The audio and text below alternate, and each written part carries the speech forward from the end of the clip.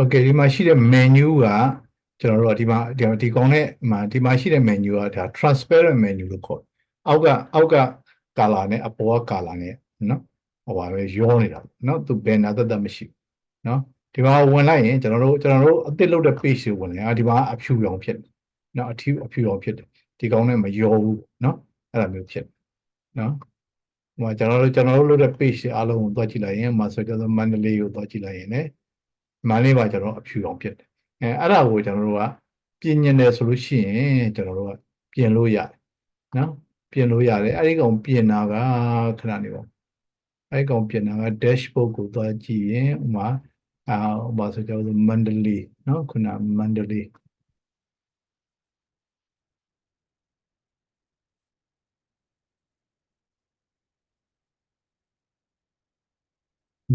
းမှာဥမာဆိုရင်ကျွန်တော်ဒီကောင်ကိုelement တောင်မျိုးသွားပဲနဲ့ကျွန်တော် edit နဲ့သွားလိုက်နော် edit နဲ့ဝင်လိုက်ရင်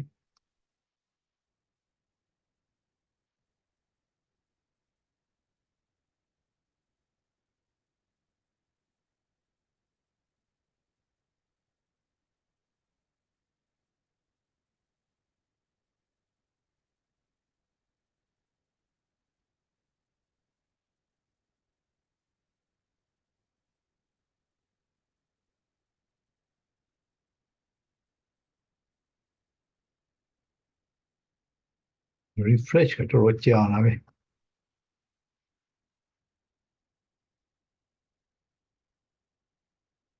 โอเคအဲ့ဒီနဲ့ဝင်လိုက်မယ်ဝင်လိုက်ပြီးရင်တဲ့ဒီမှာနော်ဒီမှာ extra setting ဆိုတာရှိတယ်နော်အဲ့ဒီ extra setting ကို click လုပ်လိုက်မယ် click လုပ်လိုက်ပြီးလို့ရှိရင်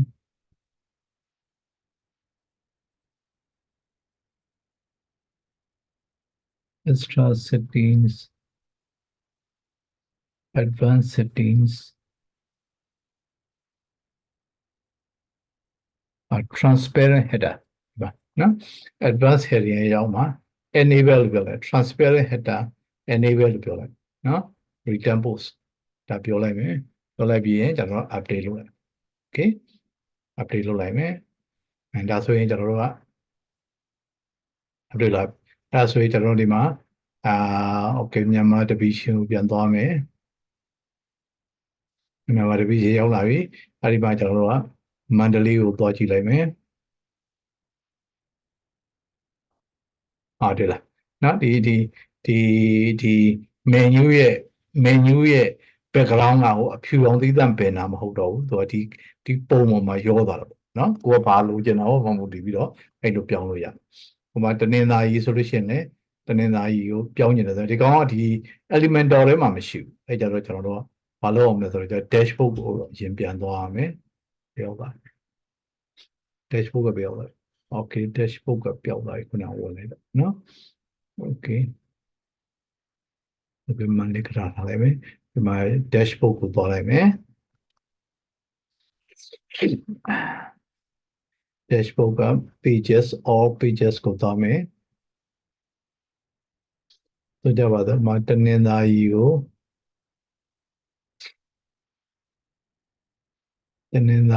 လာပြီးလို့ရှိရင်တော့တနင်္သာရီကိုကျွန်တော်အားလဲဆို edit with elementor နဲ့ကျွန်တော်တို့ design တွေချိန်တယ်เนาะဒီတစ်ခါကျွန်တော်တို့က edit ကိုသွားမယ်ရိုး edit ကိုသွားမယ်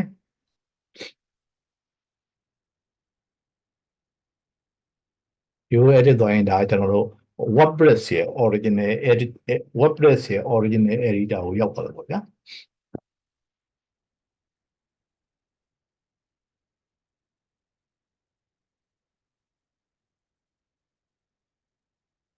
အဲ့ဒီမှာကျွန်တော်တို့ကဒီမှာ extra setting ဆိုတာရှိတယ်နော်ဒီညာဘက်တောင်လေးမှာ extra setting ဆိုတာရှိတယ်အဲ့ဒီ extra setting ကို click လိုက်ရင်နောက်ပြရင်မှာ advanced setting ကိုသွားမယ်နောက်ပြဒီမှာ transparent header transparent header ကို enable လို့ပြောလိုက်မယ် enable လို့ပြောလိုက်ပြီးလို့ရှိရင်နောက် return to post နောက်ပြလို့ရှိရင် update နော် okay အဲ့ဒါဆိုရင် WP training ကိုပြန်လာလိုက်မယ်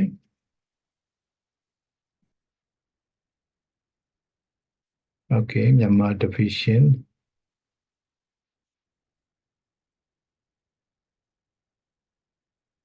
Okay ဒီမှာတနင်္သာရီကိုပြန်သွားလိုက်မယ်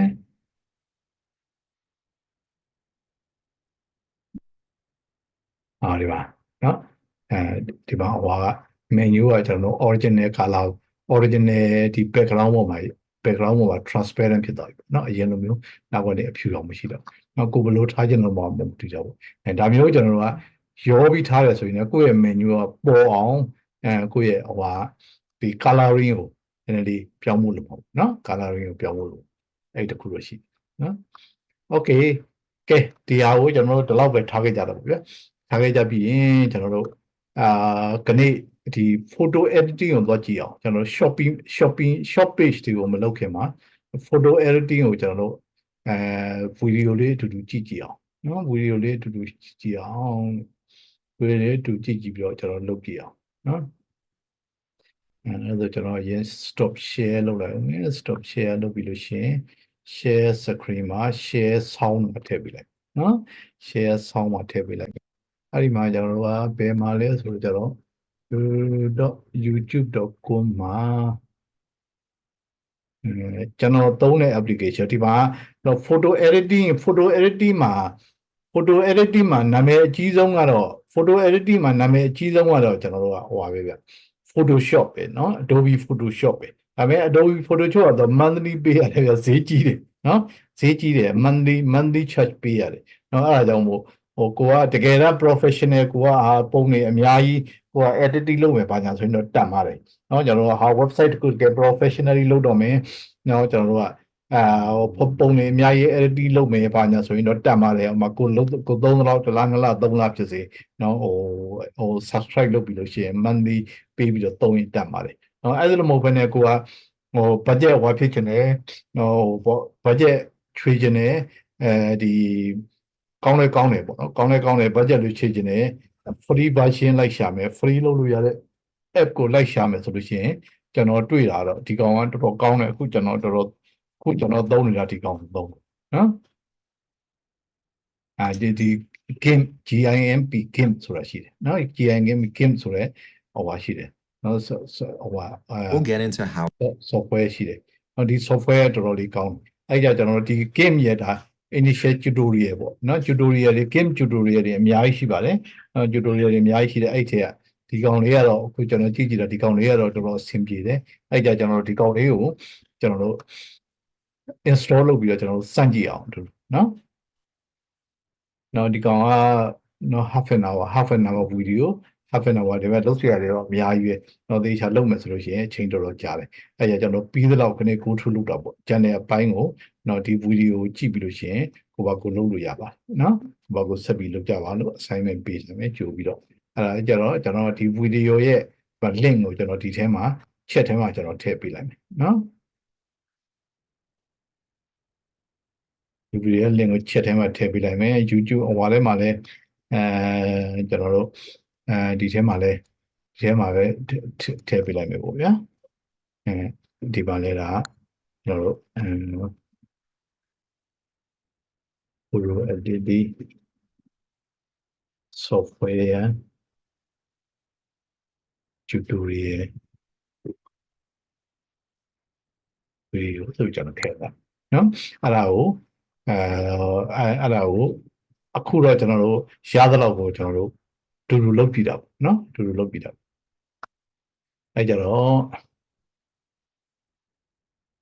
image editing program. It's basically အတန်ကြားရလားဗျကြားပါဆရာ ကြားရတယ်နော်ကြားတယ်ဆရာကြားတယ်ဟုတ်ပြီ okay အတန်okay ဒါ maximum volume okay now okay an extremely powerful version of Microsoft Paint. It's an equivalent to Adobe Photoshop, but it comes with none of the cost. You can use GIMP for graphic design, photo manipulation, or even pulling together YouTube thumbnails. In this video, we're going to start with how you can even get GIMP. Next, we'll pull together a poster for the Kevin Cookie Company. And by doing that, you'll learn about all of the fundamentals in GIMP. My goal by the end of this video is for you to have a solid understanding of how GIMP works. All right, let's check this out. To down okay ဒါကျွန်တော်တို့ကအခြေခံပေါ့เนาะအဲကြောင့်တော့ Adobe Photoshop တဲ့ features တွေတူရလို့ဟို features တွေ Adobe Photoshop ကရတဲ့ feature တွေအကုန်ရတယ်ဆိုပြီးပြောထားတယ်ကျွန်တော်သုံးကြည့်တော့လေကျွန်တော်တို့ဒီတာမန် website လုပ်ဖို့ရအတွက်တော်တော်လေး advanced ဖြစ်တဲ့အပါတွေကိုရှိပါတယ်နောက်ပြီးကြတော့ဒီလိုအပ်လို့ရှိရင်လည်းဘာလို့ဘယ်လိုလုပ်အောင်မသိဘူးဆိုလို့ရှိရင်လည်းကျွန်တော်တို့ဒီ Google မှာလာပြီးတော့ကျွန်တော်တို့နေပြီးတော့ရှာလိုက်လို့ရတယ်เนาะအလွယ်တကူတွေ့လို့ရတယ် GIMP ဆိုကြပါစို့အဲ GIM GIMP how to ELMA eliminate background how to make background transparent now how to remove background in 5 method ဒါမျိုးကျွန်တော်လွယ်လွယ်ကူကူအဲ့ဒါမျိုးကျွန်တော် Google မှာเนาะကိုကတစ်ခုလုပ်ချင်တယ်เนาะဒီ software နဲ့ game နဲ့သုံးနေတယ်တစ်ခုလုပ်ချင်တယ်ကိုကမလုပ်တတ်ဘူးဆိုလို့ရှိရင်ဒီကကျွန်တော်ဒီလိုမျိုးကိုလိုချင်တဲ့ကိုနားလဲဆိုရှာကြည့်လိုက်လို့ရှိရင်အလွယ်တကူလုပ်လို့ရတယ်အများကြီးထွက်လာပါတယ်။နောက်ဆက်ကြပါစို့ GIMP how to how to scale how to scale image ဒါဆိုရှင်လေ reset တဲ့ image ဘယ်လိုလုပ်ရမလဲဆိုတာအလွယ်ထွက်လာပါเนาะအဲကြောင့်ဒီမှာ help တွေလည်းအရင်ပေါ်တယ်ဒီ game ကလေအဲကြောင့်ကျွန်တော်ဒီ game ကိုကျွန်တော် download လုပ်ပြီးတော့စမ်းကြည့်အောင်เนาะokay okay အဲဒီတော့ကဲကျွန်တော်ဆက်ကြည့်ကြတာပေါ့ဗျာ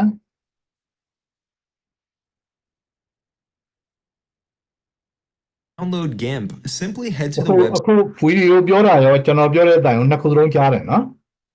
အတန်ပဲကြားတာ ဗီဒီယိုကမမြင်ရဘူးဆရာ ဟုတ်လား ဟုတ်တယ်ဆိုတော့ desktop ကြီးပဲမြင်နေရ อืมဩခဏနေဘာဖြစ်လို့ desktop ကြီးရမြင်နေလဲstop share screen sharing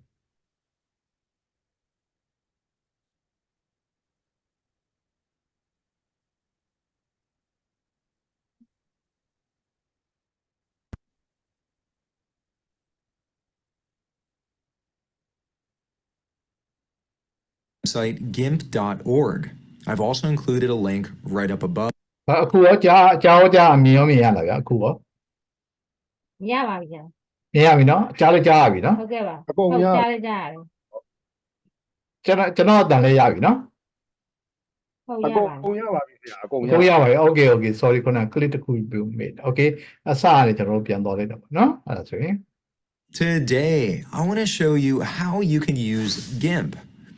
GIMP is an extremely powerful, free, and အဲ့ကြအဓိကဒီမှာကျတော့ powerful free open source software နော် open source image editing program. It's basically an extremely powerful version of Microsoft Paint. It's an equivalent to Adobe Photoshop, but it comes with none of the cost. နော်အဲ့ကြတော့ Adobe Photoshop နဲ့တူတယ်ပေါ့နော် Adobe Photoshop အတိုင်းရတယ်လို့ပြောတာ You can use GIMP for graphic design, photo manipulation, or even pulling together YouTube thumbnails. In this video, we're going to start with how you can even get GIMP. Next, we'll pull together a poster for the Kevin Cookie Company. And by doing that, you'll learn about all of the fundamentals in GIMP. My goal by the end of this video is for you to have a solid understanding of how GIMP works.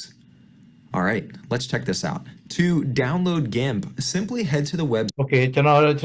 အခု9နာရီခွဲဆိုတော့ကျတော့ဗီဒီယိုကဒီမှာရက်လိုက်ကျွန်တော်ရှင်းလိုက်ပြောလိုက်ဆိုလို့ရှိရင်ဒါ10နာရီဝက်ကြာတဲ့ဟာဆိုတော့10နာရီဖြစ်သွားမယ်ဆိုတော့ကျွန်တော်တို့ရဲ့ limit က10နာရီ15လောက်ထိဆိုတော့ကျတော့ကျွန်တော်ဒီနေ့ hands on မလုပ်တော့ဘူးဒီကောင်ကိုဒီဗီဒီယိုကိုနော် download လုပ်ပါ download လုပ်ပြီးလို့ရှိရင် assignment နေနဲ့ဒီဗီဒီယိုပြီးကြလို့ရှိရင် download လုပ်ပြီးလို့ရှိရင်နော်ကိုပါကိုသူပြောတဲ့အတိုင်းလိုက်လုပ်ကြည့်ပါနော်လိုက်လုပ်ကြည့်အောင်လိုက်လုပ်ကြည့်ကြပါနော်အခုတော့ဗီဒီယိုပဲ go to လုပ်တာပေါ့နော်အဲ့ဒီကျွန်တော်တို့ဒီ software ကိုဘယ်မှာ download လုပ်မလဲဆိုတော့ကျွန်တော်ဒီမှာ link က https://www.gim.org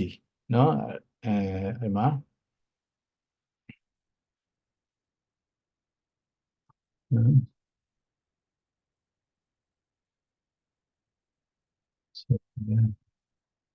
download link က https://www.gimp.org နော်ဒီကောင်းနေပြီးတော့ကျွန်တော်တို့ယူလို့ရနော် Okay website gimp.org. I've also included a link right up above and down below in the description. Once you land on the homepage, you'll see a very prominent download button. Simply click on that and then install. Okay Now, ဒီမှာ GIMP download လုပ်လိုက် is ရုံ completely နော် free, but one thing to call out, if you find that you're getting a lot of value from GIMP, I would recommend donating. On the homepage in the top right-hand corner, you can donate to support the continued development of GIMP. Once you launch GIMP, you'll see an interface that looks like this. And at first glance, it might look a little bit intimidating. But don't worry, we're going to walk through step by step how most of this works. In the top Okay ဒီမှာကျွန်တော်တို့က game ကို install လုပ်ပြီးလို့ရှိရင်နောက်ကိုယ့်ရဲ့ set မှာ download လုပ်ပြီးရင် install လုပ်ပြီးရင်နောက်ဖွင့်လိုက်လို့ရှိရင်ကျွန်တော်တွေ့ရမယ့် screen ကဒီတိုင်းတွေ့ရအောင်နော်ဒီတိုင်းတွေ့ရနော် left-hand corner, you'll see the toolbox. This ဒါကျွန်တော်တို့ toolbox နော် toolbox ဒါကိုလိုချင်တဲ့ဟာတွေလုပ်ဖို့အတွက် toolbox contains all of your different tools that you can use to manipulate your image. Here, when I hover over one of the tools, you'll see a tooltip that describes what this tool is. Also, over on the right-hand side, you'll see the shortcut key to activate this tool. For the Move tool, I could press M. Here, when I go over to the Rectangle Select tool, you'll see it's တခုခုဒါ select လုပ်ချင်ဒီကောင်သုံးတဲ့ဟာပေါ့နော် R. So here I can press R and that changes the tool, and here I'll press M and that changes the tool. That's a quick way to jump between your different tools. One thing you might have noticed is when you look at one of these tools, you'll see that there's a triangle in the bottom right-hand corner. ကျွန်တော်ဒီပါလေအောက်လေးမှာ triangle လေးရှိတယ်နော်ဒါကိုထပ်ပြီး install လုပ်ဒါလေးကိုထပ်ပြီး click လုပ်လိုက်ရင်နောက်ထပ် And when I hover over, you'll see that there are multiple tools within this group. If I press my right mouse button, here I could shift between the different tools within that group. So here I could shift to the ellipse select tool, and here I'll right click and I'll shift back to the rectangle select tool. Later on, I'll show you how you can create your own groups of tools, and I'll even show you how you could remove groups altogether. When I click on the various tools, you'll notice that the tool options down below change. ဒီပါကျွန်တော်ဒီ tool ကိုရွေးလိုက်လို့ရှိရင်အဲ့ဒီ tool step ပတ်သက်တဲ့ option တွေဒီမှာအောက်မှာထွက်လာတယ်နော်ဒါလေးပြီးကြမှာဘယ်လိုအလုပ်လုပ်တယ်လဲဆိုတော့သိချာကြည့်တာပေါ့နော်အခုတော့ဒီမှာ toolbox ရှိတယ် toolbox မှာအောက်မှာ triangle လေးရှိတယ်ဒီ triangle လေးကိုနှိပ်လိုက်လို့ရှိရင်ကျွန်တော်တို့အမှာဒီမှာ selection ဆိုရင် triangle လေးကိုနှိပ်လိုက်လို့ရှိရင် select လုပ်မှာကိုက rectangular select လုပ်မှာလားellipse select လုပ်မှာလားဒါမျိုးသူကနေပြီးတော့ထွက်လာ more option ထွက်လာနော်နောက်ပြီးကြလို့ရှိရင်ဒီ rectangle ကိုနှိပ်လိုက်ရင်အဲ့ rectangle ရဲ့နော် option တွေဒီအောက်မှာကျွန်တော်ဒီအောက်မှာထပ်ပြီးတွေ့ရမယ်နော်ဒါသူပြောတာ With the tool options, I can define how all of these different tools work. In between the toolbox and the tool options, you'll notice two colors here. I have black and I have white. Black is my foreground color and white is currently set as my background color. Here I could click on the color and I could choose a new color. So let's go with a red. Click on OK. If I want to swap the foreground with the background, I can click on this arrow icon and that'll swap the two. If I want to restore this back to the default, down below, I could simply click on this black and white icon and Okay ဒါကတော့ကျွန်တော်တို့ color ပေါ့ဒီ rectangle select ကိုရွေးလိုက်ရင်အဲ့ rectangle select လုပ်တဲ့အခါမှာကျွန်တော်တို့ choose လုပ်တဲ့ color ပေါ့เนาะအပေါ်ကရှိတဲ့ square ကဒါ foreground color ကိုပြနေမယ်အောက်ကရှိတဲ့ကောင် background color ကိုပြနေမယ်เนาะအဲ့ဒီနှစ်ခုကို swap လုပ်ချင်တယ်ဆိုလို့ရှိရင်ဒါလေးကိုနှိပ်လိုက်ဒါလေးကိုနှိပ်လိုက်လို့ရှိရင် foreground တွေ background ဖြစ်သွားမယ် background တွေ foreground ဖြစ်သွားမယ်နော် color ကို change နေတယ်ဆိုလို့ရှိရင်ကျွန်တော်ဟာအရင်ကျွန်တော်ဟာ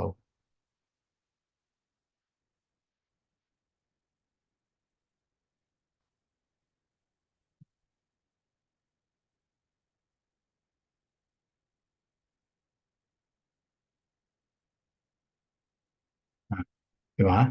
နော်ဒါကျွန်တော်ကွန်ပျူတာနော်ဒါကျွန်တော်ကွန်ပျူတာနော်အဲ့ဒီမှာရှိတယ်ဒါလေးရောမှာ rectangle ကိုရွေးလိုက်ရင်ကျွန်တော်ဒါ rectangle 2 rectangle 2ကိုဒီမှာရွေးလိုက်တယ်ဆိုရင်ဒါ rectangle 2နဲ့ပတ်သက်တဲ့ option တွေဒီမှာထွက်လာမယ် right click ellipse လားဒါ ellipse နဲ့ရွေးမယ်ပေါ့နော်ဒါဒီမှာရိုး rectangle နဲ့ရွေးမှာရွေးလိုက်ရင်ရွေးလိုက်တဲ့အချိန်မှာရှိတဲ့ active ဖြစ်တဲ့ color နော် color background ဒါရှေ့ကကောင် foreground နောက်ကကောင် background နော် foreground ကိုပြင်နေတယ်ဆိုရင် foreground color ကို change နေတယ် foreground color ကို click လုပ်လိုက်မယ်click လုပ်လိုက်ရင်ကျွန်တော် color change မှုရအတွက်ကျွန်တော်အခု change နေတဲ့ color ကိုကျွန်တော် change လို့ရနော်color change လို့ရနော် background color ကို change ရင်ဒီမှာ background ကိုနှိပ်လိုက်မယ် background ကိုနှိပ်လိုက်ပြီးလို့ရှိရင်နောက်ကို change နေတဲ့ color ကို change နေတဲ့ color ကိုဒီမှာကျွန်တော်ပြောင်းလို့ရဒါဆိုလို့ရှိရင်ကျွန်တော်က foreground က pink color ဖြစ်ပြီးတော့ background က blue color ဖြစ်နေပြီပေါ့ဗျာနော်အဲ့လိုမျိုးဖြစ်နေပြီအဲ့ဒါကိုမှားသွားတယ် foreground ကိုအပြာထားခြင်းနဲ့နောက် background ကိုပိုင်းအောင်ထားခြင်းနဲ့ဆိုရင်ဒီဘေးမှာရှိတဲ့ဒီကောင်လေးကိုနှိပ်လိုက်နော်ဒီကောင်လေးကိုနှိပ်လိုက်ချင်းပြောင်းပါနော်ဒီကောင်လေးကို switch လုပ်လိုက်ပြောင်းပါဒါထားတာမလို့ခြင်းဘူးအရင်က original အတိုင်းပဲပြန်သွားခြင်းပါဆိုရင်ဒီဘက်ကကောင်လေးကိုနှိပ်လိုက်ဒါဆိုရင် original အတိုင်းပြန်သွားဟုတ်ပြီနော်ဒါကိုပြောတယ် okay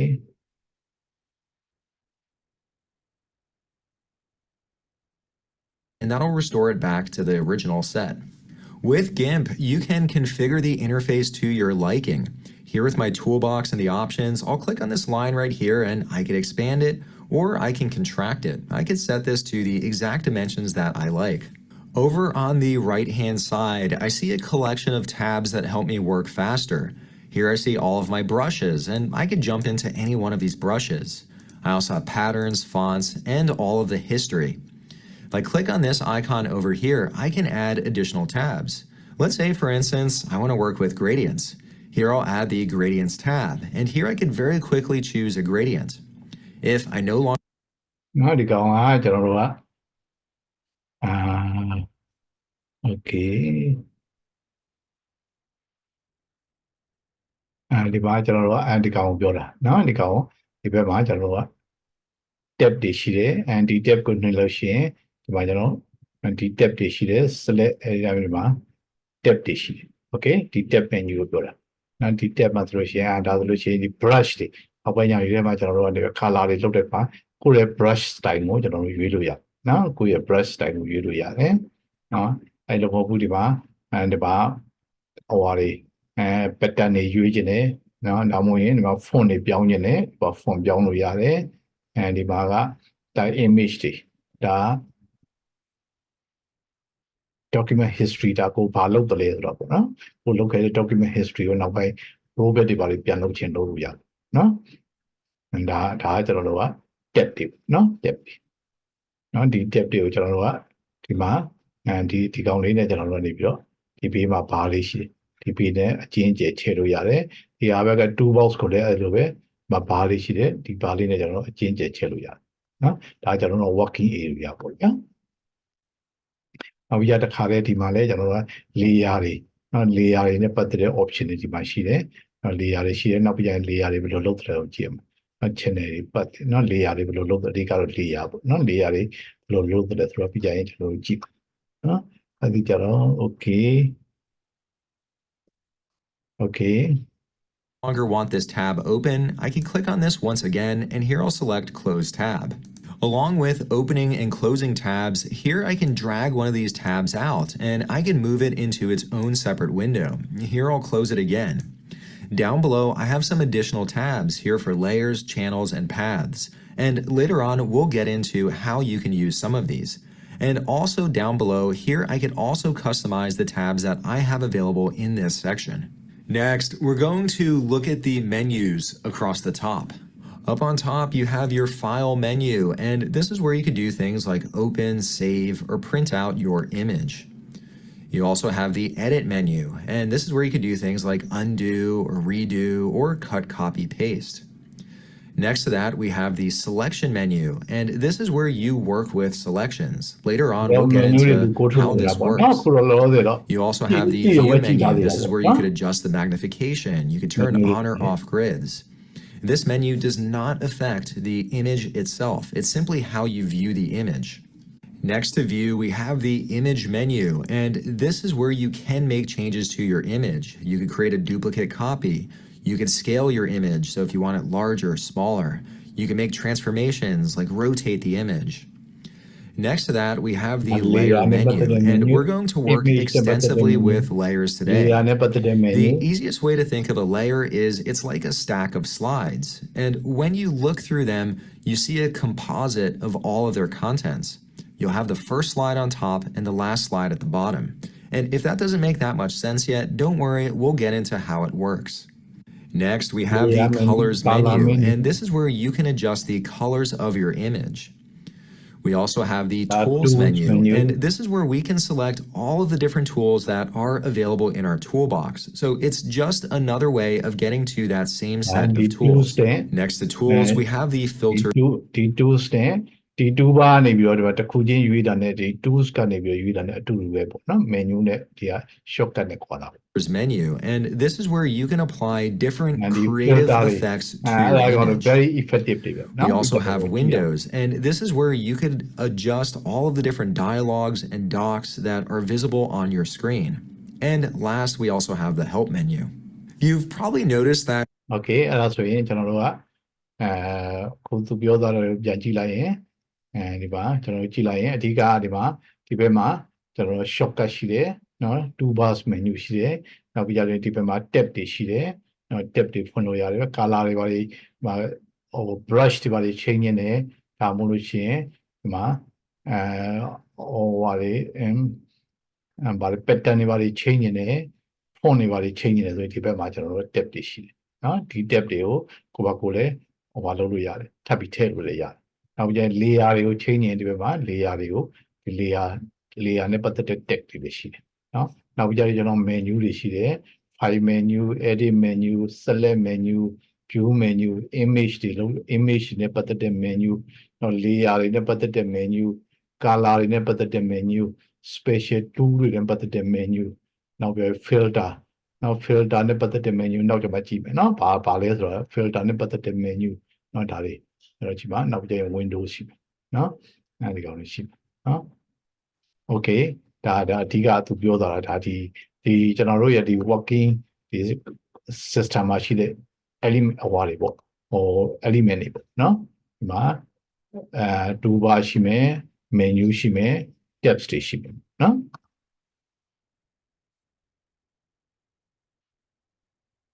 You can customize quite a bit with GIMP.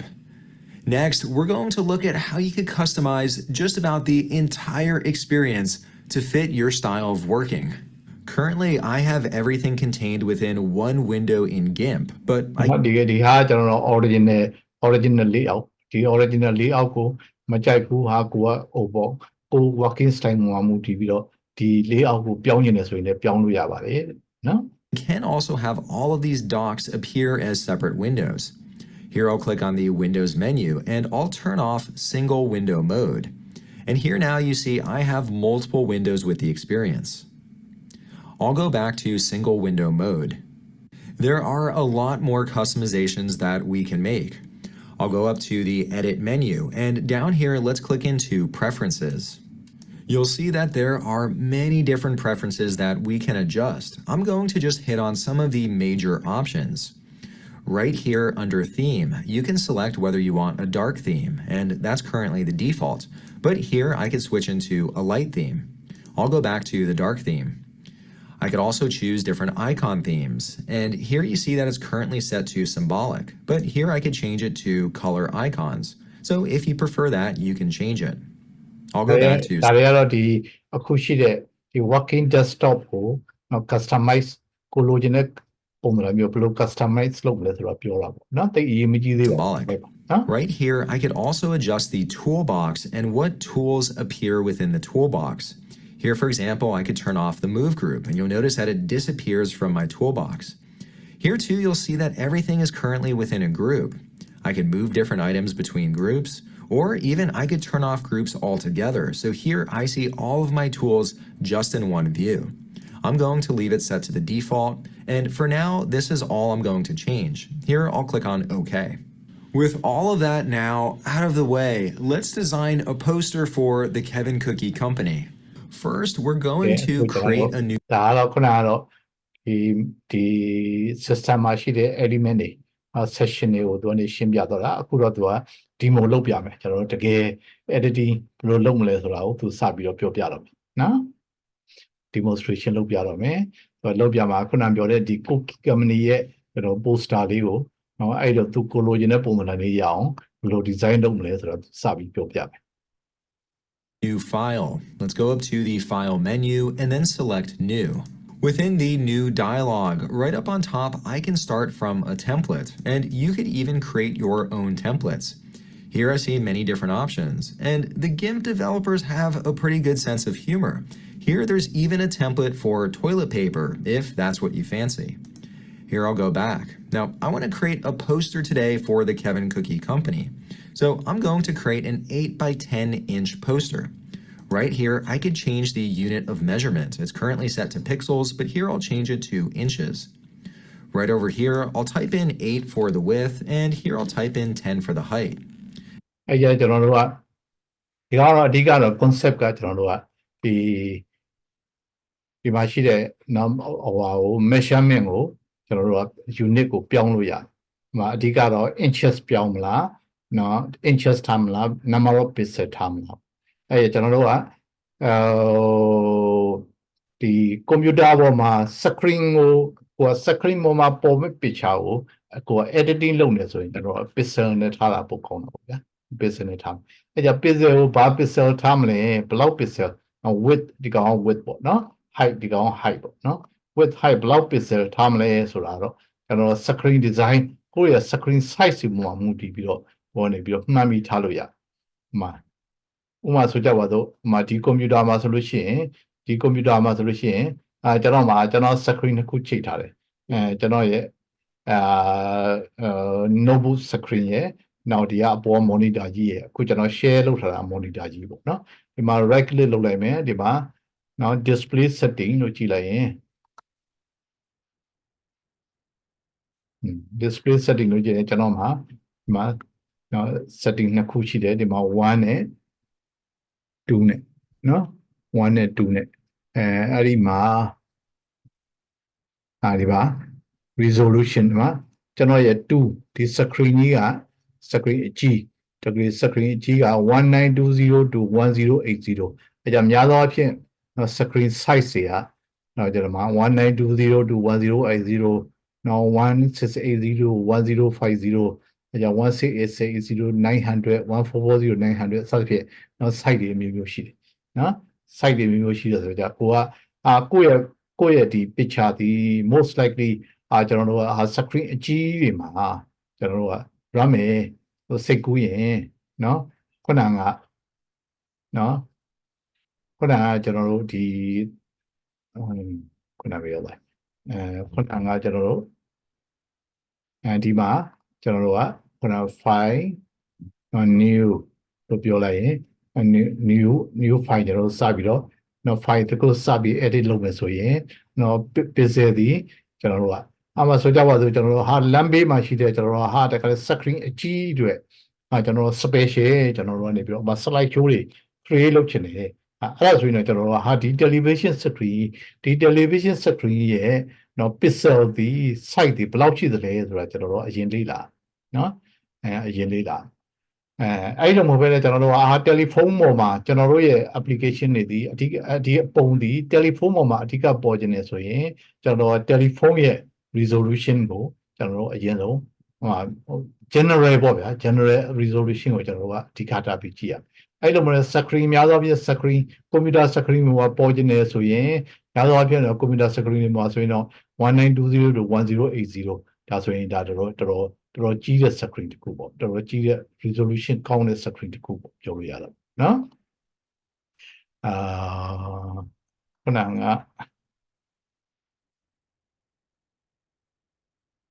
ဒီပါကြည့်လိုက်ရင်နော်ဒါဆိုရင်ကျွန်တော်ရဲ့ computer မှာဒါ computer ဒါ screen အကြီး desktop screen အကြီးဒါကျွန်တော်ရဲ့ notebook screen နော် desktop screen ကြီးကကျွန်တော်ဒီမှာဘယ်လောက်ထိထားလို့ရလဲဆိုတော့1920 to 1080တွေထားလို့ရကျန်တဲ့ site တွေလည်းထားလို့ရ ကျန်တဲ့ site တွေထားလို့ရတယ်ဒါဆိုလို့ရှိရင်တော့10200768ဆိုလို့ရှိရင်ဒီမှာ screen ကဒီပုံစံဖြစ်သွားမှာနော်အဲ့ဒါဒီ screen အတွက်နော်အသင့်တော်ဆုံး site ဒီ192.0.1080 system ကပေးထားတယ်နော်ဒါတွေကကျွန်တော်တို့ပုံမှန် screen ရဲ့ site တွေနော်အဲ့လိုပုံမှန်ကျွန်တော်ရဲ့ notebook screen လေးပေါ်မှာကျွန်တော်ရဲ့ design ကိုလုပ်မယ်နော်ညာသောအဖြစ် notebook screen တွေမှာကျွန်တော်ကြည့်တဲ့ design ကိုလုပ်မယ်ဆိုရင်ကျွန်တော်ရဲ့ notebook screen က13662 738ရှိတယ်နော်768ရှိတယ်အဲ့ဒါကျွန်တော်တို့ကကိုယ့်ရဲ့ညာသောအဖြစ်ကိုယ့်ရဲ့ picture ကိုတော့ဘယ် site ထားမလဲမှာကျွန်တော်တို့ကဒီ screen ကြီးတွေရဲ့ကျွန်တော်ဒီ screen ကြီးတွေရဲ့နော်အများသောအဖြစ်ကျွန်တော်ရဲ့ပုံဒီကျွန်တော်တို့ရဲ့ပုံဒီအမှ35% လောက်50% လောက်ရှိတာမျိုးကိုထားမယ်ဆိုရင်ကျွန်တော်တို့ကကိုယ့်ရဲ့ picture site ကို192.0.1080ရဲ့တစ်ဝက်ပေါ့ဗျာနော် width ကလည်းတစ်ဝက် height ကလည်းတစ်ဝက်ဒါမျိုးထားလို့ရတယ်ဒါမှမဟုတ်ရင်ကျွန်တော်ဒီနေရာလေးမှာပုံလေးကကျွန်တော်ခက်သေးသေးလေးပဲပြချင်တာပုံလေးကခက်သေးသေးလေးပဲဒီလိုမျိုးဒီနေရာလောက်လေးပဲပြချင်တာဆိုရင်ဒါဆိုရင်ဒါကြီးတစ်ခုလုံးဒီ1920ဆိုရင်ဒီလောက်ဒီဘယ်လောက်ထားရင်ကောင်းမလဲအမှ300ထားရင်ကောင်းမလား600ထားရင်ကောင်းမလား900ထားရင်ကောင်းမလားနော်ကိုလိုချင်တဲ့ site လေးကိုမှန်းပြီးတော့ထားလို့ရတယ်နော်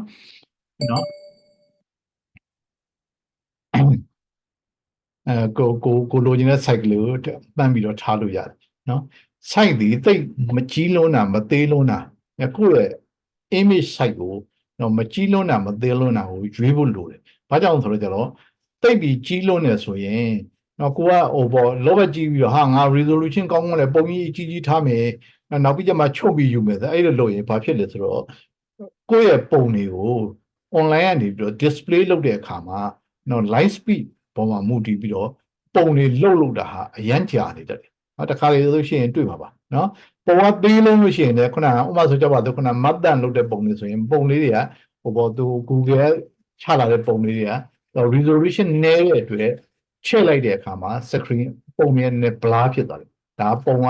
ကိုပြကျင်တဲ့ site နဲ့ကိုယ့်ရဲ့ image size ကကိုပြကျင်တဲ့ site က screen မှာပဲဒီလိုအကြီးကြီးပြထားတယ်သို့တော်လည်း resolution ကဆိုကြပါတော့150 by 150ကျွန်တော်တို့ပြကျင်တာကိုမျက်မှောက်ကုန်းက line မကောင်းလို့တယ် okay နော်အဲ့ကြတော့ကျွန်တော်တို့ပြကျင်တဲ့ site ဒီ300 to 300ပြကျင်တယ်သို့တော်လည်းကျွန်တော်တို့ကကျွန်တော်ကိုယ့်ရဲ့ image site ဒီ150ပဲလောက်ထားဆိုရင်ဒီ150 site လေးကိုကျွန်တော်တို့ဒါကြီးကိုအကုန်လုံးချဲ့လိုက်ရင်တော့ blur ဖြစ်သွားမယ်နော်အဲ့လိုမျိုးကိုကပြကျင်တာများသောရဲ့300ဒီလောက် site လောက်ပဲပြကျင်တာအဲ့ကိုကဘာကြီးကိုယ့်ရဲ့ image site ကြီးကအကြီးလောက်ထားရဆိုရင်သူကဘာလို့ဆိုတော့ဒီအကြီးကိုဒီထက်တော့သူက squeeze လုပ်ပြီးထည့်ပြလိုက်ပါနော်ဘာလုပ်ပြီးထည့်ပြလိုက်ပါမယ်နော်squeeze လုပ်ပြီးထည့်ပြလိုက်ပါမယ်တိုးတော့လေထည့်ပြလိုက်တော့ပြဿနာကဘာလဲဆိုတော့ကျတော့အဲ့ဒီကောင်ကိုဒီလိုမျိုးbox လေးတွေဒီမှာအများကြီးပြတယ်ပါခုနလိုမျိုး carousel လိုဟာမျိုးbox လေးတွေအများကြီးပြအဲ့ဒီမှာပုံအကြီးတွေနော် image အကြီးတွေ image site အကြီးတွေကိုဒီမှာထည့်ထားရင်အဲ့ဒါကြီးကိုလှုပ်ရတဲ့ကွာအရင်ကြာနေနော်ဒါကြောင့်မလို့ကိုယ့်ရဲ့ image site ဒီနော်ကိုသုံးနေတဲ့ site နဲ့တက်နိုင်သမျှ mesh ဖြစ်အောင်နော်design လုပ်တာအကောင်းဆုံးပဲနော်ခမ်းမ်းကြီးပေါ့ဗျာနော်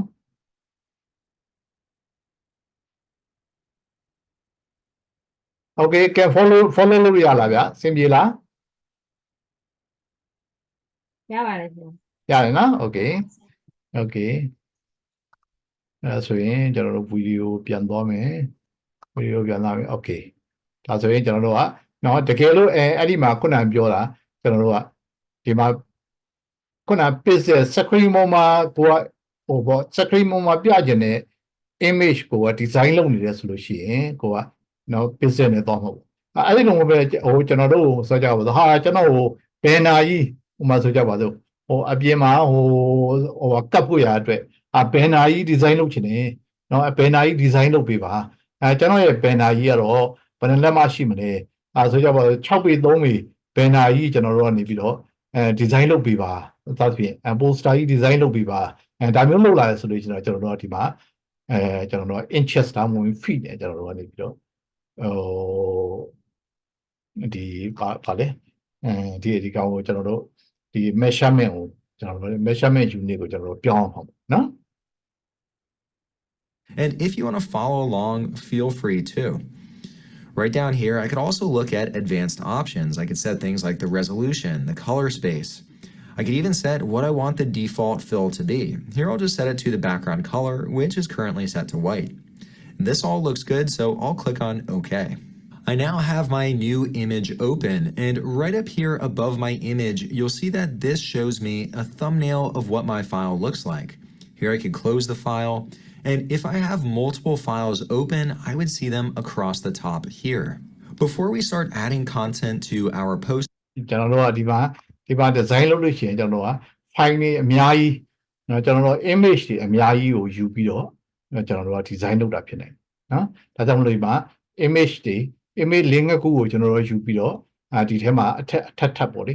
ဒါတွေကိုပေါင်းပြီးတော့ကျွန်တော် design လုပ်တာဖြစ်နေတယ်ဒါကြောင့်မလို့ဒီမှာ file တွေဖွင့်လိုက်ရင် open file တွေဖွင့်လိုက်ရင်ဒီမှာကိုဖွင့်လာတဲ့ file တွေကျွန်တော်တို့အများကြီးထွက်လာပါเนาะအခုကတော့သူပထမအဆုံးကတော့ basic အနေနဲ့ကျွန်တော်တို့က background နော် background image ကို background file ကိုကျွန်တော်တို့ဖွင့်တာ new နဲ့ခုနကကျွန်တော်ဖွင့်သွားတာ new နဲ့ဖွင့်လိုက်ဒါဒီကိုယ့်ရဲ့ background ပေါ့နော်ကိုယ့်ရဲ့ background ဒီပါကက်ဆယ်နော်ဒီပါ file new ဆိုပြီးကျွန်တော်ဖွင့်လိုက်တယ်ဒီပါတော့ template အနေနဲ့ကျွန်တော်တို့ကဟိုမှာကိုလုတ်ချင်တာဒီဟိုမှာ A4 size ပုံမှာကျွန်တော် A4 နဲ့ print လုပ်ဖို့ရအတွက်ကျွန်တော်တို့က design လုပ်နေတယ်ဆိုရင်ကျွန်တော် A4 ကိုယူပေါ့ template နော်ဒါဆိုရင်တော့သူက width height အကုန်လုံးကသူ advanced option ကြည့်လိုက်လို့ရှိရင်မှာ resolution 300 by 300 နော်300ဆိုတာတစ်လက်မမှာ dot ပေါင်း300ရှိတယ်လို့ပြော300ပါမယ်လို့ပြောတော့နော် H resolution Y resolution color လဲ RGB color နော် gray mode လား pacific RGB color ဆိုတော့ရိုးရိုး color ပေါ့ဗျာ color ဆိုပေါ့ gray mode ဆိုရင်တော့ color မပါဘူးနော်precision 8-bit integers ထားပါတော့နော်ဒါတွေနော် background color fill with background color foreground color white color transparency နော်ရွေးလို့ရတယ်ဟုတ်ပြီနော်ကိုလိုချင်တဲ့ဟာတွေရွေးလိုက်မယ်ရွေးပြီးလို့ရှိရင်ကျွန်တော်တို့ okay click လုပ်လိုက်ဒါဆိုရင်ကျွန်တော်တို့ရဲ့ဒါဒီကျွန်တော်တို့အခုကျွန်တော်ခုန A4 ရွေးလိုက်ဒါဆိုရင် A4 size ထွက်လာပြီအဲကြကျွန်တော်နော်ဒီ A4 size ရွေးလိုက်ကျွန်တော်တို့ဟာ A4 paper ပေါ်မှာ print လုပ်မဲ့ poster တွေကျွန်တော်တို့က banner တွေ poster တွေလုပ်မယ်ဆိုရင် A4 ကိုယူမယ်နော်ဒါအခုဆိုကျွန်တော် A4 ကိုယူလိုက်အဲဒီလိုမဟုတ်ဘဲနဲ့ကိုယ် rectangular နဲ့သွားခြင်းနဲ့ဆိုလို့ရှိရင်လည်းကျွန်တော်တို့ကလည်း template ကို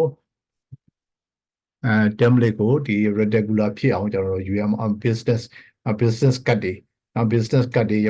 business card တွေ design လုပ်မယ်ဆို business card ကိုကျွန်တော်business card ဆိုရင်ဒါကျွန်တော်တို့ဒီမှာ rectangular ပုံလေးပေါ့နော်ကိုလိုချင်တဲ့ပုံလေးဒါမျိုးအနည်းဆက်ဆုံးကိုလိုချင်တဲ့ကိုဘာလုပ်မှလဲပေါ့ပြီးတော့နော်ကိုwebsite မှာပြမယ်ပုံတွေကျွန်တော်ခုနပြောတဲ့ carousel မှာကျွန်တော်တို့ပြမယ် carousel မှာကျွန်တော် box လေးတွေကကျွန်တော် command ကြီးကျွန်တော်တို့ရဲ့ screen မှာဒီလောက်ပေါ်နေကြတယ်ဆိုရင်ဒါ300 by 300ပေါ့နော်ဒါကြီးတစ်ခုလုံးကြီးခိလာပြောတာကျွန်တော်1980ရှိတယ်1980ရဲ့တစ်ဝက်ဆို2000ထားပါဗျာ2000ရဲ့တစ်ဝက်ဆိုရင်ဒါ1000ပေါ့1000ရဲ့တစ်ဝက်ဆိုရင်900ပေါ့900ရဲ့တစ်ဝက်ဆိုရင်200ပေါ့ကိုယ့်ရဲ့ screen မှာ command ကြီးဒီလို box လောက်နော်ဒီလို box လောက်ဒီလို carousel ကိုဒါမျိုးလေးတွေပြကျင်တယ်ဆိုလို့ရှိရင်အမှ200ဒါမှမဟုတ်300လောက်ရှိတဲ့ဟာမျိုးလေးတွေဆိုလို့ရှိရင်အဆင်ပြေတာပေါ့ဟုတ်ပြီနော်အဲ့လိုမျိုးကိုလိုချင်တဲ့ကိုပြကျင်တော့မှမူတည်ပြီးတော့ကျွန်တော်တို့ကဒီ scale ကိုရွေးမှန်ကန်တဲ့ scale ကိုရွေးဖို့အရေးကြီးတယ်အဲ့လိုမျိုးရင်ခုနပြောလဲဟိုပေါ့အရေးကြီးနှစ်ခုကတစ်ခုကနော် blur ဖြစ်သွားတာနော် blur ဖြစ်သွားတာနောက်တစ်ခုကကျတော့အရန်လေးသွားတာပုံကြီးရဲ့အကြီးတဲ့ကိုပုံအကြီးကြီးကို image အကြီးကြီးကိုဒီလိုအသေးလေးထထားအများကြီးထည့်ထားတယ်ဆိုပြီး box အများကြီးထည့်ထားရင်တော့အရန်လေးသွားနော် upload လုပ်ပါနော်အဲ့ဒီနှစ်ခုကိုကျွန်တော်တို့ချိန်လို့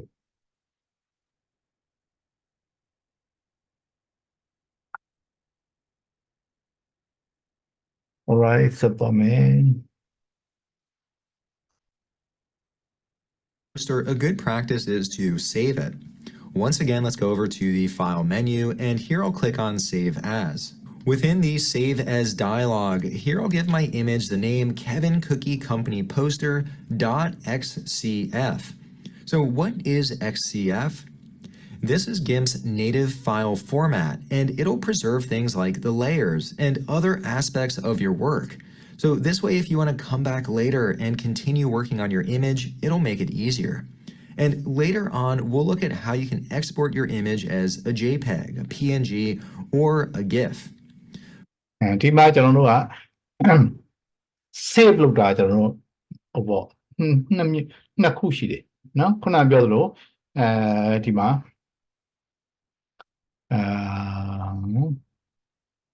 okay နောက်ဒီမှာကျွန်တော်တို့ကဒီမှာအခုဒီမှာကျွန်တော် file တွေအများကြီးသုံးပြီးတော့ဒီ editing လုပ်တဲ့ environment ကို save လုပ်ချင်တယ်ဆိုရင်တော့ကျွန်တော်တို့ဘာနဲ့လုပ်နော် save as နဲ့လုပ်နော် save as လုပ်မယ်အဲ့ဒါဆိုရင်သူ့ရဲ့ extension တွေမှာ HCF တွေထွက်တယ်ဒါ GIMP ရဲ့ဒါ extension ပေါ့နော် HCF တွေထွက်နော် HCF တွေ save လုပ်မယ် file name ပေးမယ်ရှိရ file ကိုလိုချင်တဲ့ file name ပေးဒီနေရာပြ save လုပ်မယ်အဲ့လို save လုပ်လိုက်ရဆိုရင်ကိုအရင်လုပ်တာတဲ့လုံးလက်စတွေ editing environment တစ်ခါလေးတန်းထွက်တာပေါ့ဗျာ editing တက်ပြီးတစ်ခါလေးထွက်ဒါကကျွန်တော်တို့ကကိုလုပ်နေတဲ့အလုပ်ဒီ GIMP ရဲ့ဒီလုပ်နေတဲ့ working editing environment ကို save လုပ်တာเนาะဒါ save as เนาะအဲ့ဒါလို့မဟုတ်ဘဲနဲ့ဒီ save လုပ်ထားတဲ့ design ကိုကြိုက်ပြီဒီ design ကိုကြိုက်ပြီဒီ design ကိုကျွန်တော်တို့ကနေပြီးတော့website ထဲမှာဒါမှမဟုတ် print အတွက်သုံးတော့မယ်အဲ့ဒါဆိုရင်ကျွန်တော်တို့ဘာလို့เนาะဟို image ပုံအနေနဲ့ကျွန်တော်တို့ generate လုပ်အောင်အဲ့ဒါဆိုရင်တော့သူက export as ဆိုပြီးတော့ကျွန်တော်တို့ပါတော့ကိုက PNG နဲ့လုပ်မှာလားဒါမှမဟုတ်လို့ရှိရင်file type ဒီမှာနော် select file type ဒီမှာ PNG နဲ့လုပ်မှာလားဒါမှမဟုတ်ရင်ဒီမှာ file type တွေအများကြီးဒီမှာပုံမှာတော့ကျွန်တော်တို့က JPG နော်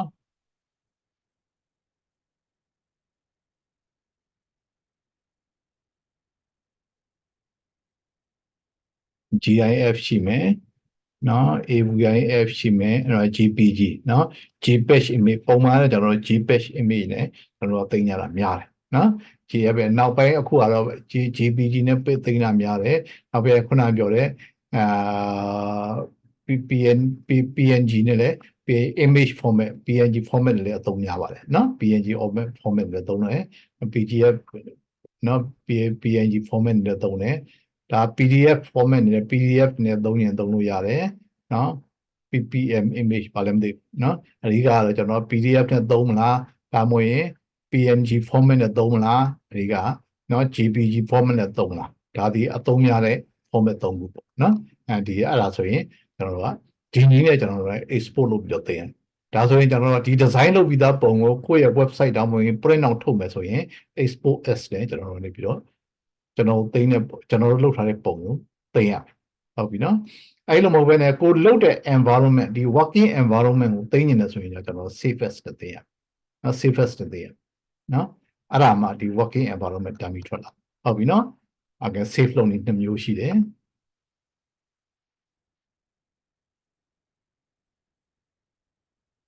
โอเคဒါသူကပြောနေဒါဆို HCF နဲ့သုံးနေဆိုရင်ဒါ working environment ကိုသိနေ For now, this all looks good. I'll click on Save. Now that we saved the file, I want to show you how you can navigate around your canvas. Here with the canvas, I can press my middle mouse button and I can pan all around. I could also press the space bar, and here I can simply move my mouse, and that also allows me to pan around. I could press the Control key and move my mouse wheel to zoom out, and I can move my mouse wheel forward with the Control key to zoom in. Alternatively, I could also press the plus key to zoom in to where my mouse is, or I could press the minus key to zoom out. Those are just a few. Okay, ဒါကကျွန်တော်တို့ကကိုရှိတဲ့ဒီ canvas ကျွန်တော်တို့သုံးနေတဲ့ canvas ကိုနော်ဘယ်လိုချုပ်မလဲဘယ်လိုချဲ့မလဲဆိုတာကိုပြောတာပေါ့နော်ဘယ်လိုချုပ်မလဲချဲ့မလဲဆိုတာကိုပြောတာနော်shift around လုပ်မလဲဆိုတာကိုကျွန်တော်တို့ကပြောတာနော်မရှိတယ်ဒါကိုကျွန်တော်တို့က mouse ကို click လုပ်ပြီးလို့ရှိရင်ကျွန်တော်တို့ကsorry control key နဲ့နော်ဝင်တော့ဒါဆက်လက်ထဲရောက် move to မှာဖြစ်ရနော် move to နဲ့လည်းပဲရွှေ့လို့ရတယ်နောက်ကိုကြိုက်တဲ့နေရာကိုရွှေ့ပြီးကြည့်လို့ရတယ်ဒါလို့ရှိရင် နော်အဲဒီမှာ zoom လုပ်လို့ရအဲဒီမှာခုနကကျွန်တော်ထားတာဒီမှာထားတဲ့အတွက်ဒီမှာမထားဘူးနော်ဒီမှာကျွန်တော်ဒီမှာထားနော် move to မှာထားရမယ် move to မှာထားပြီးလို့ရှိရင်တော့ချက်ကြည့်တယ်နော်ကိုလိုချင်တာကိုချက်ပြီးကြည့်တယ်ဒါချက်ကြည့်ကျွန်တော် mouse လေးမှာများပူကြီးလေးရှိတယ်ဒါမှမဟုတ်ရင် plus sign minus နဲ့ control plus control minus နဲ့လည်းကျွန်တော်လုပ်လို့ရsorry control မလို့ plus key minus key နဲ့လုပ်လို့ရနော် minus plus okay plus နော် shift plus နဲ့မှာရ minus ဆိုရင် minus တွေရနော် shift plus တွေထားပါတော့နော်အဲ့ဒါလိုမျိုးကျွန်တော်တို့ကနေပြီးတော့ဒါဟိုလုပ်ကြည့်လို့ရခြုံလို့ချက်ပြီးတော့ကိုကြည့်လို့ရတယ်နောက်ပိုင်း design လုပ်ရင်အဲ့ဒါမဟုတ်ဘဲနဲ့ဒီ key တွေပါလေမေ့နေတယ်ဟာဘာမှမသိဘူးဆိုရင်ဒီပါရပါတယ်ဒီမှာဒါဆိုရင်ကျွန်တော်တို့ကဒီမှာ 100% နော်ပုံရဲ့ actual percentage အပြည့်မြင်ရအဲ့လိုမဲ့ကိုကချက်ပြီးကြည့်ကျင်နေဟေးဆိုရင်အမ800%နဲ့ချက်ပြီးကြည့်ကျင်ဒါဆိုရင်ကျွန်တော်ပုံအကြီးကိုကျွန်တော်ချက်ပြီး zoom in လုပ်ပြီးတော့မှန်လူနဲ့ကြည့်တာအဲ့လိုကိုအသေးလေးနဲ့ thumbnail အနေနဲ့အသေးလေး 25% အနေနဲ့ကြည့်မယ်ဆိုရင်လည်း25% ပုံလေးနဲ့ကြည့်တာပေါ့နော်ဒီမှာလည်းကျွန်တော်ရွေးလို့ရတယ်ခါလေးကျရင်ကြီးတွေက3နေကျသွားပြီဆိုရင်တော့ဟို3ရတာမှတ်မိသွားရင်လွယ်တယ်အဲ့လိုမဟုတ်ဘဲနဲ့3နေမကျသေးဘူးဆိုရင်အဲ့ဒါဘာလို့မှမသိဘူးဖြစ်နော်အဲ့ဒါဆိုလို့ချင်းဒီပါကျွန်တော်တို့ကဒီကောင်လေးကျွန်တော်ခြုံလို့ချက်လို့ရနော်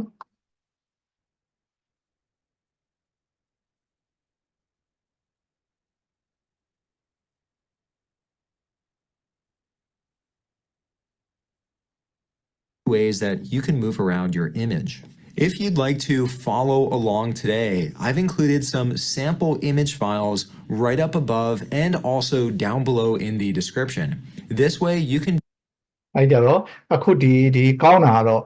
ဒီသူပြတဲ့ဗီဒီယိုကိုကနေပြီးတော့သူလုပ်တဲ့အတိုင်း exactly လိုက်လုပ်ကြည့်တာကောင်းတယ်နော်ကို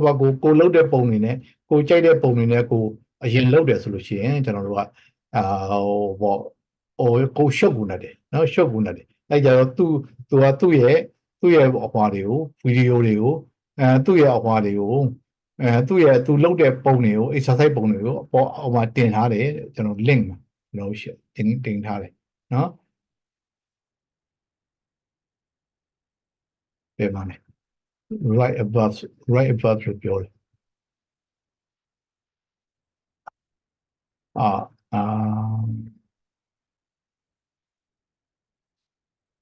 ဒီမှာယူလို့ရပါတယ်နော်ဒီမှာ simple images files you follow along နော်ဒီမှာဒီကောင်ကို click လုပ်လိုက်ပြီးရင်အဲဒီ sample image တွေ download လုပ်ပြီးတော့သူနဲ့အတူတူလုပ်လို့ရတယ်နော်အဲ့ဒါမျိုးလုပ်ကြည့်ပေါ့ဗျာနော်သူပြတဲ့အတိုင်းဒီ sample image တွေကို download လုပ်မယ် download လုပ်ပြီးလို့ရှိရင်သူလုပ်တဲ့အတိုင်းကိုယ်လိုက်လုပ်ကြည့်ပေါ့နော်ကိုပုံနဲ့ကိုအရင်မလုပ်နိုင်ဘူးနော်သူ့ဟာကိုအရင်အဲ့ဒီဟာတွေနဲ့အရင်လိုက်လုပ်ကြည့်နော်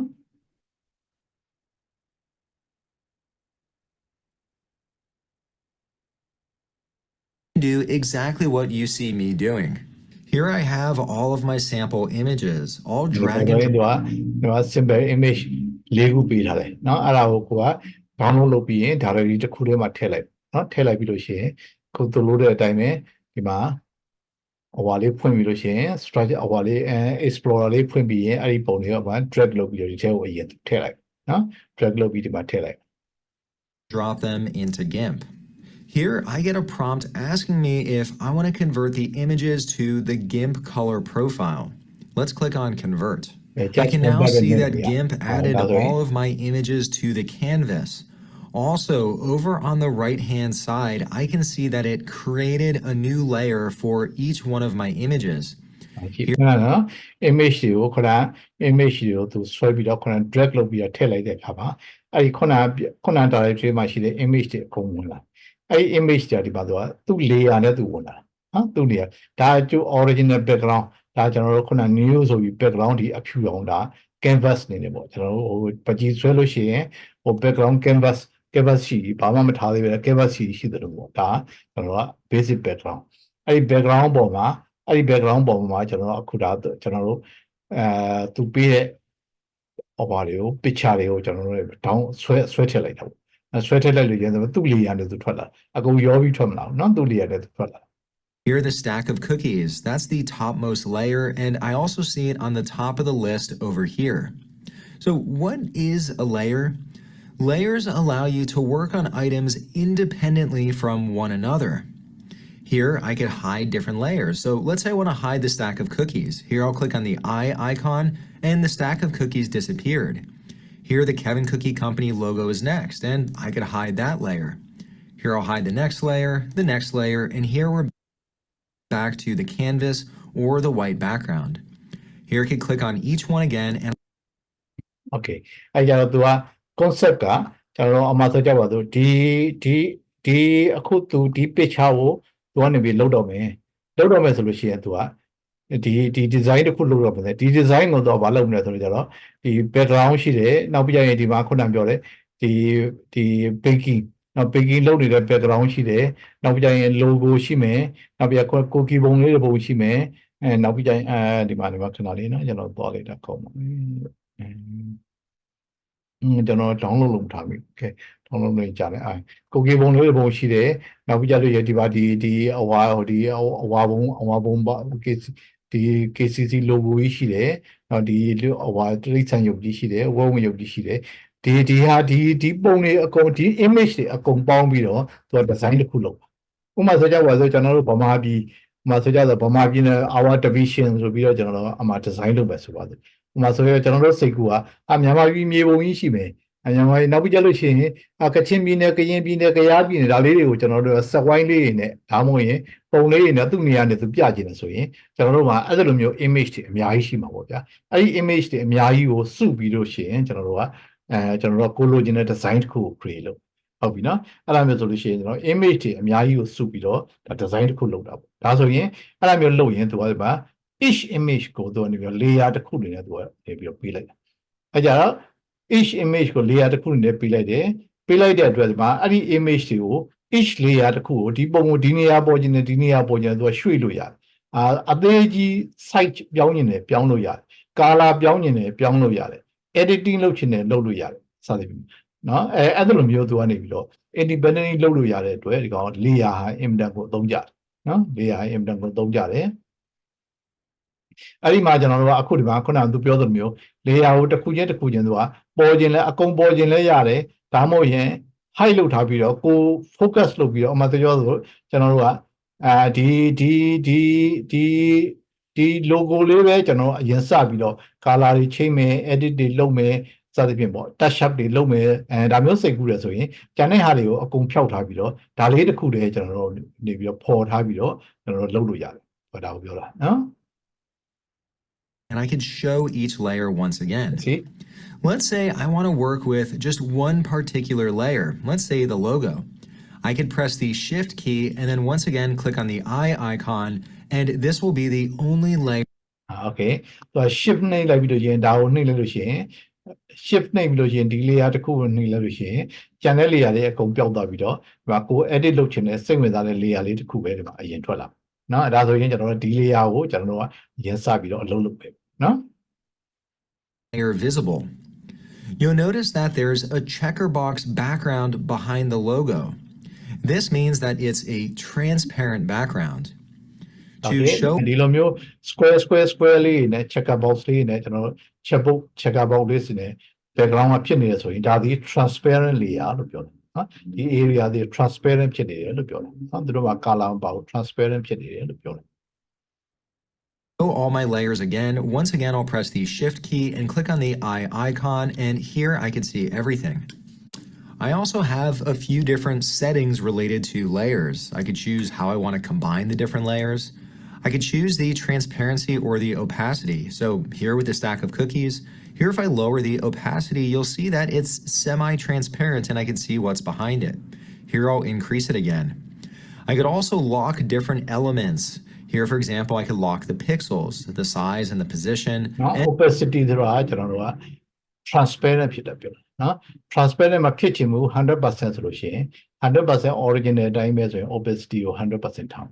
အဲ့လိုပဲ short လိုက်မယ်ဆိုရင်ဒီကောင်ဒီကျွန်တော်တို့ကအပေါ်ကကောင်နဲ့အောက်ကကောင်နဲ့ mix ဖြစ်သွားတာပေါ့ဗျာအောက်ကကောင်ကိုလည်း transparent လှမ်းမြင်ရတာပေါ့နော် and also the alpha channel. For the poster, I want to work from the back of the poster or the bottommost layer up to the topmost layer. So I want to start working with the background. Here, I'll hide the top 3 layers, and here I can just see the background. Okay Now, သူကဒါကနေပြီးတော့စာပြီးလုပ်လို့မယ်ဒါဆိုရင်ဒီပုံဒီ background layer တစ်ခုပဲသူဒီမှာဟိုဒီvisible လုပ်ထားတယ်ကျန်တာတွေကိုအရင်ခဏဖျောက်ထားလိုက်တယ်နော် I want the background to fill the entire canvas. Here I'll press Ctrl and move my mouse wheel to zoom out just a little bit. Over on the left-hand side in the toolbox, here I'll select the Scale tool. The Scale tool allows me to rescale an item. Here I'll select the baking background, and I can now click on that background to scale. Okay ဒါဆိုလို့ရှိရင်ကျွန်တော်ကဒီခုနဒီ background ကြီးတစ်ခုလုံးကိုဒီ picture နဲ့သူကနေရော fill လုပ်ချင်တာ fill လုပ်ချင်တာဖြစ်တဲ့အတွက်သူကနေပြီးတော့idea ဒီ background တစ်ခုကိုအရင်ယူလိုက်တယ်ကျန်တာတွေကိုအရင်ဖျောက်ထားတယ်ဖျောက်ထားရင်ဒီ background ကို click လုပ်ပြီးတော့ကျွန်တော်ဒီမှာ scale 2ကိုယူလိုက်တယ် scale 2ကိုလုပ်ပြီးတော့သူကနေပြီးတော့ဒီဟာကြီးတစ်ခုလုံးကိုပြည့်အောင်သူ scale လုပ်ပါပေါ့နော် It. So here I'll increase the size. Here I could click in another corner, and here I could increase the size this way. So I could position the image right here. Here I'll click on the background so I can see ဒီကြည့်လိုက်လို့ရှိရင်ခုနပုံကကျွန်တော် rectangular ပုံနော်ကိုသူ site ထားသူယူထားတဲ့ဟို background size ကဒီမှာဒီဟို A4 lens ဟို portrait size နော်ခုနယူထားတဲ့ကောင် landscape size rectangular size နော်အဲ့ကြတော့ဟိုဒီဟာကြီးနှစ်ခုကိုထပ်ပြီးတော့ဟိုအကုန်လုံးအပြည့်ထည့်ဖို့ရတယ်မဖြစ်နိုင်ဆိုတော့သူကဒီထဲကအခုဒီမှာကြည့်လိုက်ရင်သူကဒီမှာ background ကို click လုပ်လိုက်ရှင်ဒီမှာသူအောက်က background ရဲ့ area လေးပေါ်လာတယ်ဒီမှာဒါအပေါ်ပုံရဲ့ area ပေါ့အဲ့ကြတော့အခုဒီပုံစံနဲ့ scale လုပ်ထားရဆိုရင်အခုဒီနေရာပဲပေါ်တော့ကျန်တဲ့ကောင်တွေအကုန်ပြတ်ထွက်သွားတယ်အဲ့ကိုလိုချင်တဲ့နေရာလေးကိုပေါ်ဖို့ရအတွက်ဒါမျိုးယူရတာပေါ့နော် the dimensions of the original 8x10 poster. And this looks like good framing for the background, and I'm satisfied with where that is. Here, I'll click on the button that says Scale. My background has now been rescaled. အဲ့ဒါဆိုရင်ကျန်တဲ့နေရာတွေပြတ်သွားပြီခုနယူတဲ့နေရာလေးပဲဒီနေရာလေးတစ်ခုပဲသူယူလိုက်တာပေါ့နော် To fit the dimensions of the poster. With my background now in place, I want to make it a little bit darker so the contents that I place on top of the background stand out just a little bit more. And I'm going to use a new layer to accomplish this. Down below in the right-hand corner, I can click on this plus icon to add a new layer. I'll click on this. For the layer name, I'll call it Black Overlay, and all of these other settings look fine. I'll click on OK. I now have my new layer, but right now it's underneath. ဒီမှာနော်သူကအစ်စ်ဒီမှာ layer လေးအစ်စ်ထည့်လိုက်တာသူကအဲ့ဒီကောင်တွေကသူကဟိုဟာလေးပြဟို technique တွေပဲ approach တွေပဲနော်ဘယ်လိုလုပ်မလဲဆိုတာသူတို့လုပ်ပြတာတွေကဒါကျွန်တော်တို့မှတ်သားလုပ်အောင်အခုဆိုရင်သူကဒီပုံကိုသူကနေပြီးတော့ဟိုနည်းနည်းလေးပို့ပြီးတော့ဘယ်လိုပြောမှိန်နေတယ်လို့ဒီပုံကနေပြီးတော့ဟိုပေါ့တခါလေရရင် background ကအရင်ကျွန်တော် bright ဖြစ်နေတာရှိတယ်လေ background ကအရင် bright ဖြစ်ပြီးတော့အဲ့ဒီပုံမှာထည့်တဲ့ပုံတွေကပုံတွေကတိတ်ပြီးမပေါ်ဘူးဖြစ်နေတာပေါ့အဲ့ကြ background ကိုနည်းနည်းမှိန်နေတယ်အပေါ်ပုံတွေပေါ်အောင် background ကိုနည်းနည်းမှိန်နေတယ်ဆိုရင်တော့ဒီမှာသူတို့ကဘာလုပ်လဲဆိုတော့ background overlay ဆိုတဲ့နောက် layer တစ်ခုသူကထပ်ပြီးထည့်လိုက်နော် This baking background, I want it to appear on top. Here I'll click on the layer and I'll drag it up so it sits above the baking background. Next, I want to place a black color on the black overlay. Over on the left-hand side, I can select my bucket fill tool. I'll select this. Currently, the color is set to black. Here I have all of these different settings related to the bucket fill, but I'll leave them where they are. Over here, I'll click on the layer and this applies a black color. Now, as an alternative, here I'll press Ctrl-Z to undo. Instead of using the bucket fill tool, I could also select the color over here and click on it and then drag it over to my canvas, and that too will also place the color on the canvas. So that's yet another way to fill the canvas with a certain color. Now, this doesn't look so good. Right now, I just have a black image. What happened to my background? Well, if we look over at the layers, remember that my black overlay is now sitting on top of the baking background. Here, if I hide this layer, once again, I can see the background. But here, I'll turn it on so I can see that layer again. Now, I just wanted to make the background just a little bit darker. So right up above, I can adjust the opacity. So let's say I bring that down to about 70%. There, it darkens the background just a little bit, so it doesn't stand out quite as much. I think this will make for a nice နော်စိတ်ဝင်စားဖို့ကောင်းတယ်နော်ဒီခုနကဒီ baking background ကသူကအရန် bright ဖြစ်တယ်ကျန်တဲ့နောက်ထွက်လာမယ့်ဒီ cookie တွေပါညာဆိုရင်အတွက်ဆိုရင်သူကဒီကောင်ကအရန် bright ဖြစ်တော့သိမကောင်းဘူးအဲ့ရတော့ဘာလို့လဲဒီမှာနောက်ထပ် layer တစ်ခုထပ်တင်လိုက်တယ် layer တစ်ခုတက်တယ်ပြီးအဲ့ layer ကိုဒီက baking background ရဲ့အပေါ်မှာထားလိုက်တယ်ဒါဆိုရင် baking background ကအောက်ကပေါ့ဒီ black overlay ကသူကအပေါ်ကပေါ့ထပ်တင်မှာပေါ့ထပ်တင်ပြီးရင်black 100% opacity ထားလိုက်ရင်ဒီကောင်ကြီးကလုံးဝ black ဖြစ်သွားရင်အောက်ကပုံကြီးကမပေါ်တော့ဘူးအဲ့ဒါဆိုရင်တော့ opacity ကို short လိုက်လို့ရှိရင်ဒီကအောက်ကပုံနဲ့အပေါ်ကပုံကိုတော့နေရောလိုက်ပါအဲ့မှာ opacity ကို short လိုက်ဆိုကိုလိုချင်တဲ့အလင်းမောင်ကိုတော့နေပြီးတော့ချိန်သွားလို့ရအလင်းမောင်ကိုချိန်လို့ရတယ်ဟုတ်ပြီနော်ဒါ technique တစ်ခု okay ကဲကျွန်တော်ကနောက်ထပ်လုပ်เสียတစ်ခုရှိသေးတယ်ဗျာအဲ့ကြတော့ကျွန်တော်တို့ဒီမှာကျွန်တော်တို့ခဏရပ်ပါမယ်ခဏရပ်ပြီးလို့ရှိရင်တော့အခုဒီပြီးသလောက်ကိုအခုဒီ software ကို download လုပ်ကြည့်ပါ download လုပ်ပြီးလို့ရှိရင်အခုဒီ video ကိုတော့ play လုပ်ပြီးလို့ရှိရင် like လုပ်ကြည့်ပါနော် like လုပ်ကြည့်ပါတစ်ခါမကလုပ်ရင်လည်းကောင်းပါတယ်ကျွန်တော်ကိုယ်တိုင်လည်းဒါတွေကျွမ်းကျင်အောင်ဆိုရင်ကျွန်တော်တစ်ခါမက like လုပ်တာကအခုမေ့သွားလို့ရှိရင်အဲ့ဒါပြန်ပြီးတော့ကြည့်ရတယ်နော်တစ်ခါမက like လုပ်အဲ့ဒါမျိုးတွေပြီးတော့အဲ့ဒါမျိုး like လုပ်ကြည့်ပါတော့ဒါလည်းအခုဆိုရင်ကျွန်တော်တို့ဟောလောက်ပါ36မိနစ်ကို16မိနစ်တော့တဝက်နီးပါးရောက်နေပါပြီတဝက်နီးပါးရောက်နေအကုန်ကိုပါကိုလိုက်လို့ဖြစ်နိုင်ရင်လည်းကိုပါကိုအကုန်လိုက်လို့အဆင်ပြေတယ်လိုက်လို့ကြည့်ပါနောက်နေ့ကြလို့ရှိရင်ဒီလိုမျိုးထပ်ပြီးတော့ထပ်ပြီး go through လုပ်ကြတာပေါ့ okay အဲ့ကြကျွန်တော် grade ဒီမှာရင်းရပ်ပါမယ် discuss လုပ်ဆရာရှိပါသေးလားဗျာ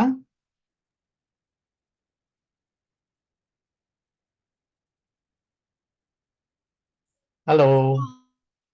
ဆရာအဲ့ဒီဟာလေဆရာအဲ့ဒီဟာလေလေယာတစ်ခုကိုပုံတစ်ပုံလားအဲ့လိုမျိုးလားဟုတ်တယ်ဒါ layer တစ်ခုကိုဒီမှာကျွန်တော်တို့ကကို generate လုပ်ချင်တာတပုံနော်ကို generate လုပ်ချင်တာတပုံအဲ့ဒါကိုပြောနေပြီးတော့ဒီမှာ image အများကြီးကိုအကုန်ပေါင်းပြီးတော့